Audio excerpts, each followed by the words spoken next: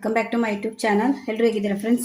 ಇವತ್ತು ನಾನು ಸೌತೆಕಾಯಿ ತಿರುಳು ಇದೆ ಅಲ್ಲ, ಇದು ಮಂಗಳೂರು ಸೌತೆಕಾಯಿದು ತಿರುಳು ಒಳಗಡೆ ಇರುತ್ತಲ್ಲ ಇದು ಅದರದ್ದೊಂದು ತಂಬಳಿ ಮಾಡ್ತಾ ಇದ್ದೇನೆ. ಇದು ತುಂಬ ಒಳ್ಳೆಯದು ನಮ್ಮ ಆರೋಗ್ಯಕ್ಕೆ, ಯಾಕೆಂದರೆ ಇದು ಸ್ವಲ್ಪ ಕಹಿ ಮತ್ತು ಸಿಹಿ ಎಲ್ಲನೂ ಇರುತ್ತೆ ಇದರಲ್ಲಿ. ಅದರಿಂದ ಇದರದ್ದು ತಂಬಳಿ ಮಾಡ್ಕೊಂಡು ತಿಂದರೆ ತುಂಬ ಆರೋಗ್ಯಕ್ಕೆ ಒಳ್ಳೆಯದು. ಈ ಸಮ್ಮರಲ್ಲಿ ನಮಗೆ ತಂಪು ಮಾಡುತ್ತೆ ನಮ್ಮ ಶರೀರವನ್ನು. ಮತ್ತು ರುಚಿಯಲ್ಲಿ ಒಂದು ಸ್ವಲ್ಪ ಕಹಿ ಮತ್ತು ಸಿಹಿ ಎರಡೂ ಇರುತ್ತೆ. ಅದರಿಂದ ಟೇಸ್ಟ್ ಕೂಡ ತುಂಬ ಚೆನ್ನಾಗಿರುತ್ತೆ. ಇದಕ್ಕೆ 1 ಸ್ಪೂನಷ್ಟು ಜೀರಿಗೆ ತೊಗೊಂಡಿದ್ದೇನೆ ಇದು ರುಬ್ಕೊಳ್ಳಿಕ್ಕೆ, ಮತ್ತು ಒಂದು ಸ್ವಲ್ಪ ತೆಂಗಿನ ತುರಿ ತೊಗೊಂಡಿದ್ದೇನೆ, ಮತ್ತು ಮೊಸರು, ಮತ್ತು ಒಂದು 2 ರಿಂದ 3 ಹಸಿಮೆಣಸಿನ್ಕಾಯಿ ಖಾರಕ್ಕೆ. ಮೊದಲು ಇದನ್ನು ಏನು ಮಾಡಬೇಕಂದ್ರೆ, ನೀವು ಸೌತೆಕಾಯಿನೆಲ್ಲ ಕ್ಲೀನ್ ಮಾಡ್ಕೊಳ್ಳೋದು, ಇದು ಒಳಗಡೆ ತಿರುಳು ಬರುತ್ತೆ. ಇದು ನಾವು ಹುಳಿಗೆ ಹಾಕ್ಲಿಕ್ಕೆ ಆಗೋಲ್ಲ. ಇದು ಹಾಕಿದರೆ ಒಂದು ಸ್ವಲ್ಪ ಕಹಿ ಬರುತ್ತೆ. ಅದೇ ಇದನ್ನು ನೀವು ತಂಬಳಿ ಮಾಡ್ಕೊಳ್ಳುವಾಗ ಬೇಯಿಸ್ಕೊಂಡ್ರೆ ಒಂದು ಸ್ವಲ್ಪ ಕಹಿ ಕಡಿಮೆ ಆಗುತ್ತೆ. ಮತ್ತು ನೀವು ಮೊಸರು ಮತ್ತು ತೆಂಗಿನಕಾಯಿ ಜೊತೆ ರುಬ್ಕೊಳ್ಳುವಾಗ ಕಹಿ ಸ್ವಲ್ಪ ಕೂಡ ಗೊತ್ತಾಗಲ್ಲ. ತಂಬಳಿ ಅಷ್ಟು ರುಚಿಯಾಗಿರುತ್ತೆ. ಇದನ್ನೊಂದು ಸಲ ನಾನೊಂದು 5 ರಿಂದ 6 ನಿಮಿಷ ಬೇಯಿಸ್ಕೊಂಡಿದ್ದೇನೆ. ಒಂದು ಸ್ವಲ್ಪ ಬೇಯಿಸ್ಕೊಂಡಿದ್ದೇನೆ. ಹಸಿ ಹಾಕಬೇಡಿ, ಒಂದು ಸ್ವಲ್ಪ ಬೇಯಿಸ್ಕೊಂಡೇ ಹಾಕಿ, ತುಂಬ ಚೆನ್ನಾಗಿರುತ್ತೆ ಇದು. ಇವಾಗ ಇದನ್ನು ಮಾಡೋದು ಹೇಗೆ ಅಂತ ನೋಡೋಣ. ಮೊದಲು ನಾನು ಇದನ್ನು ಸೌತೆಕಾಯಿ ತಿರುಳನ್ನು ಮತ್ತು ತೆಂಗಿನಕಾಯಿಯನ್ನು ಮತ್ತು ಹಸಿಮೆಣಸಿನ್ಕಾಯಿ ಇದನ್ನು ಮಿಕ್ಸಿಯಲ್ಲಿ ಹಾಕಿ ರುಬ್ಕೊಳ್ತೇನೆ. ಈ ತಿರುಳನ್ನು ಮಿಕ್ಸಿಗೆ ಹಾಕ್ಕೊಂಡಿದ್ದೇನೆ. ಅದ್ರ ಜೊತೆಯಲ್ಲಿ 1 ಸ್ಪೂನಷ್ಟು ಜೀರಿಗೆ ಹಾಕ್ಕೊಳ್ತಾ ಇದ್ದೇನೆ ರುಬ್ಕೊಳ್ಳಿಕ್ಕೆ ಇದು. ಮತ್ತು 2 ಹಸಿಮೆಣಸಿನ್ಕಾಯಿ ಹಾಕ್ಕೊಳ್ತಿದ್ದೇನೆ. ಖಾರ ನೋಡ್ಕೊಂಡು ಹಾಕ್ಕೊಳ್ಳಿ, ಇದು ಖಾರ ಇದೆ ಅದರಿಂದ 2 ಹಾಕ್ಕೊಳ್ತಾ ಇದ್ದೇನೆ. ಮತ್ತೊಂದು ಸ್ವಲ್ಪ ತೆಂಗಿನ ತುರಿ ಹಾಕ್ಕೊಳ್ತಾ ಇದ್ದೇನೆ. ಇವಾಗ ಇದನ್ನು ರುಬ್ಕೊಂಡು ಬರ್ತೇನೆ. ನೋಡಿ, ಇದನ್ನು ರುಬ್ಕೊಂಡು ಬಂದಿದ್ದೇನೆ. ಈ ರೀತಿ ಸಣ್ಣ ರುಬ್ಕೊಳ್ಬೇಕು ನೀವು. ಅದು ಸೌತೆದ್ದು ಅದು ಬೀಜ ಇರುತ್ತಲ್ಲ, ಅದು ಒಂದು ಕೂಡ ಬೀಜ ಸಿಗಬಾರ್ದು ನಿಮಗೆ. ಆ ರೀತಿ ಸಣ್ಣ ನುಣ್ಣಗೆ ರುಬ್ಕೊಳ್ಬೇಕು. ಹೀಗೆ ತೆಂಗಿನಕಾಯಿ ಅದು ಮಿಕ್ಸ್ ಆಗಿ 2 ಚೆನ್ನಾಗಿ ರುಬ್ಕೊಳ್ಬೇಕು. ಅದನ್ನು ನೀವು ಒಂದು ಸ್ವಲ್ಪ ಬೇಯಿಸ್ಕೊಂಡ್ರೆ ಚೆನ್ನಾಗಿ ರುಬ್ಬೋದು. ಅದನ್ನು ಸಣ್ಣ ಕೂಡ ಆಗುತ್ತೆ ಅದು ಚೆನ್ನಾಗಿ. ಇವಾಗ ಇದಕ್ಕೆ ಹಾಕ್ಕೊಂಡು ಇದಕ್ಕೆ ಇವಾಗ ಮೊಸರು ಮಿಕ್ಸ್ ಮಾಡಬೇಕು. ಅದು ನೋಡಿ ಅದಕ್ಕೆ ಬಂದಿದೆ, ಅದಕ್ಕೆ ಇರಬೇಕು. ಇವಾಗ ಇದಕ್ಕೊಂದು ಅರ್ಧ ಸ್ಪೂನಷ್ಟು ಉಪ್ಪು ಹಾಕ್ತಾ ಇದ್ದೇನೆ ನಾನು. ಅವಾಗ ರುಬ್ಕೊಳ್ಳುವಾಗ ಉಪ್ಪು ಹಾಕಿಲ್ಲ.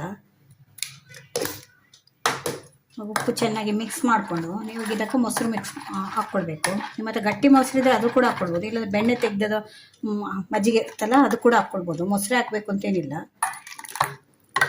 ಯಾರಿಗೆಲ್ಲ ಗೊತ್ತಿಲ್ಲ, ಒಂದ್ಸಲ ಮನೆಯಲ್ಲಿ ಟ್ರೈ ಮಾಡಿ ನೋಡಿ, ತುಂಬ ಚೆನ್ನಾಗಿರುತ್ತೆ. ಆರೋಗ್ಯಕ್ಕೂ ಕೂಡ ತುಂಬ ಒಳ್ಳೆಯದು, ತುಂಬ ತಂಪು ಕೂಡ. ಈ ಬಿಸಿಲು ಕಾಲದಲ್ಲೆಲ್ಲ ಈ ರೀತಿ ಮಾಡ್ಕೊಂಡು ತಿಂದರೆ ನಮ್ಮ ದೇಹ ತಂಪಾಗಿ ಇಡುತ್ತೆ ಇದೆಲ್ಲ ಇಂಥ ಆಹಾರಗಳನ್ನು. ಅದರ ಬದಲು ನಾವೆಲ್ಲ ಏನು ಮಾಡ್ತೇವೆ ಅಂದರೆ, ತಂಪಾಗಬೇಕು ಅಂತ ಹೊರಗಡೆಯಿಂದ ಜ್ಯೂಸು ಅದು ಇದೆಲ್ಲ ತಂದು ಕುಳಿತೇವೆ. ಅದರ ಬದಲು ಈ ರೀತಿ ಆಹಾರವನ್ನು ತಗೊಂಡ್ರೆ ನಾವು ನಮ್ಮ ದೇಹಕ್ಕೆ ತಂಪು ಕೊಡುತ್ತೆ ಇದೆಲ್ಲ. ಅದು ಮೊಸರುದೆಲ್ಲ ಜಾಸ್ತಿ ತಿನ್ನಬೇಕು ಈ ಟೈಮಲ್ಲೆಲ್ಲ. ಮಕ್ಕಳೆಲ್ಲ ಮೊಸರು ತಿನ್ನಲಿಲ್ಲ ಅಂದರೆ ಈ ರೀತಿ ಮಾಡ್ಕೊಳ್ಳಿ, ತಂಬಳಿ ಎಲ್ಲ ಮಾಡಿಕೊಟ್ರೆ ತಿಂತಾರೆ, ಇಷ್ಟ ಆಗುತ್ತೆ ಅವರಿಗೆ. ಇದು ತುಂಬ ರುಚಿಯಾಗಿರುತ್ತೆ, ಒಂದ್ಸಲ ಟ್ರೈ ಮಾಡಿ ನೋಡಿ. ಇವಾಗ ಮೊಸರು ಹಾಕಿದ ಮೇಲೆ ಚೆನ್ನಾಗಿ ಮಿಕ್ಸ್ ಆದಮೇಲೆ ತುಪ್ಪದಲ್ಲಿ ಇವಾಗ ಒಂದು ಒಗ್ಗರಣೆ ಕೊಡಬೇಕು. ಒಗ್ಗರಣೆಗೆ 1 ಸ್ಪೂನಷ್ಟು ನಾನು ತುಪ್ಪ ಹಾಕ್ತಾ ಇದ್ದೇನೆ. ತಂಬಳಿಗೆ ಯಾವಾಗಲೂ ನೀವು ತುಪ್ಪದಲ್ಲೇ ಒಗ್ಗರಣೆ ಕೊಡಿ, ಫ್ಲೇವರ್ ಚೆನ್ನಾಗಿರುತ್ತೆ ಅದರದ್ದು, ಮತ್ತು ರುಚಿ ಕೂಡ ಚೆನ್ನಾಗಿರುತ್ತೆ.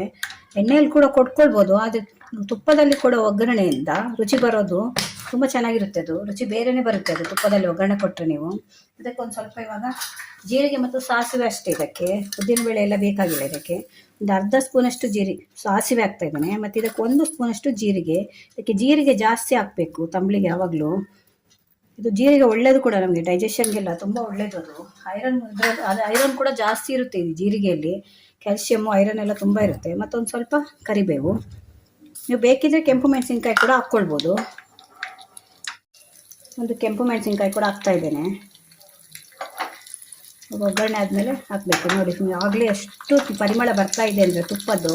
ಅದನ್ನು ನೀವು ತುಪ್ಪದಲ್ಲಿ ಹಾಕಿದರೆ ಒಗ್ಗರಣೆ ತುಂಬ ಚೆನ್ನಾಗಿರುತ್ತೆ ಇದು.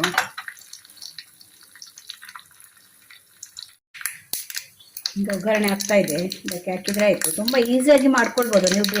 ಮನೆಯಲ್ಲಿ ಕೆಲವರು ಬಿಸಾಡ್ತಿರಲ್ಲ, ಅದರ ತಿರುಳು ಯೂಸ್ ಇಲ್ಲ, ಅದರ ಸಿಪ್ಪೆ ಯೂಸ್ ಇಲ್ಲ ಅಂತ, ಅಂಥದ್ರಲ್ಲಿ ಮಾಡುವಂಥ ಇದೆಲ್ಲ ಆಹಾರಗಳು ನಮ್ಮದು.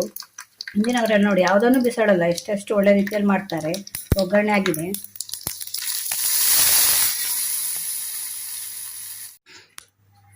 ನೋಡಿ ಫ್ರೆಂಡ್ಸ್, ಸೌತೆಕಾಯಿಯ ತಿರುಳಿನ ತಂಬಳಿ ರೆಡಿಯಾಗಿದೆ. ಎಷ್ಟು ಚೆನ್ನಾಗಿ ಕಾಣ್ತಿದೆ ನೋಡಿ. ಆರೋಗ್ಯ ಕೂಡ ಅಷ್ಟೇ ಚೆನ್ನಾಗಿದೆ, ರುಚಿ ಕೂಡ ಅಷ್ಟೇ ಚೆನ್ನಾಗಿರುತ್ತೆ. ಇದು ಆರೋಗ್ಯ ಕೂಡ ಅಷ್ಟೇ ಒಳ್ಳೆಯದಿದು. ಒಂದ್ಸಲ ಮನೆಯಲ್ಲಿ ಟ್ರೈ ಮಾಡಿ ನೋಡಿ. ಇದು ಒಂದು ಸ್ವಲ್ಪ ಲೈಟಾಗಿ ಒಂದು ಸ್ವಲ್ಪ ಕಹಿ ಇರುತ್ತೆ, ನಾನು ಇಲ್ಲ ಅಂತ ಹೇಳಲ್ಲ. ಆದರೆ ಕಹಿ ಇಷ್ಟಪಡೋರಿಗೆ ತುಂಬ ಚೆನ್ನಾಗಿ ಇಷ್ಟ ಆಗುತ್ತೆ ಇದು. ಮತ್ತು ಗೊತ್ತಾಗಲ್ಲ, ನೀವು ಅನ್ನದಲ್ಲಿ ಕಲಸಿ ತಿನ್ನುವಾಗ ಕಹಿ ಸ್ವಲ್ಪ ಕೂಡ ಗೊತ್ತಾಗಲ್ಲ, ಅಷ್ಟು ಒಳ್ಳೆಯದು ನಮ್ಮ ಆರೋಗ್ಯಕ್ಕೆ. ಇದನ್ನು ಬಿಸಾಡಬೇಡಿ. ನೀವು ಮಂಗಳೂರು ಸೌತೆ ತಂದರೆ ಅದರ ಸಿಪ್ಪೆಯಲ್ಲಿ ಚಟ್ನಿ ಮಾಡ್ಬೋದು, ಮತ್ತು ತಿರುಳಲ್ಲಿ ತಂಬಳಿ ಮಾಡ್ಬೋದು, ಅದನ್ನು ಹುಳಿ ಮಾಡ್ಬೋದು. ಹೀಗೆ ಒಂದರಲ್ಲಿ ಮೂರು ಐಟಮ್ ಮಾಡ್ಬೋದು. ಅದರಿಂದ ಒಂದ್ಸಲ ಮನೆಯಲ್ಲಿ ಟ್ರೈ ಮಾಡಿ ನೋಡಿ. ಟ್ರೈ ಮಾಡಿದರೆ ನಿಮಗೆ ಗೊತ್ತಾಗುತ್ತೆ. ಅದರಿಂದ ಒಂದ್ಸಲ ಟ್ರೈ ಮಾಡಿ.